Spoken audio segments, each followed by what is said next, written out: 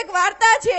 જ્યારે એક દીકરો પોતાની માતાને વૃદ્ધાશ્રમમાં છોડવા જાય છે, દર વખતે એની માતાને છોડવા જાય છે ને ત્યારે એમ કહે છે કે પપ્પા તમારે ક્યાંય જોતું તો નથી ને? થાય કે ના ના.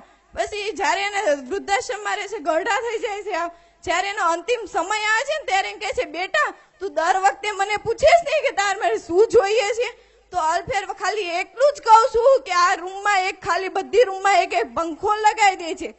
ત્યારે એ દીકરો પૂછે છે કે પિતાશ્રી આવું કેમ તમે કહો છો કે તમારે તો રહેવું નથી, છતાં કેમ બધી રૂમમાં પંખો લગાવવાનું કહે છો? ત્યારે પિતા શું જવાબ આપે છે કે પિતા કહે છે બેટા મને તો તે રાખ્યો, મને પંખાની જરૂર ન પડી.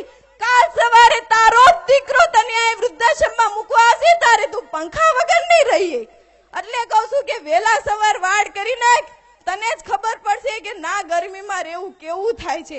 પોતાના બાપે પોતાનો વિચાર ન કર્યો, કાયમ પૂછતા હતા તમારે કાંઈ જોઈએ છે, છતાં ના પાડી. પણ જ્યારે જવાનો સમય આવ્યો ને ત્યારે એટલું જ કીધું કે પંખો મુકાવી દે બેટા, મુકાવી દે.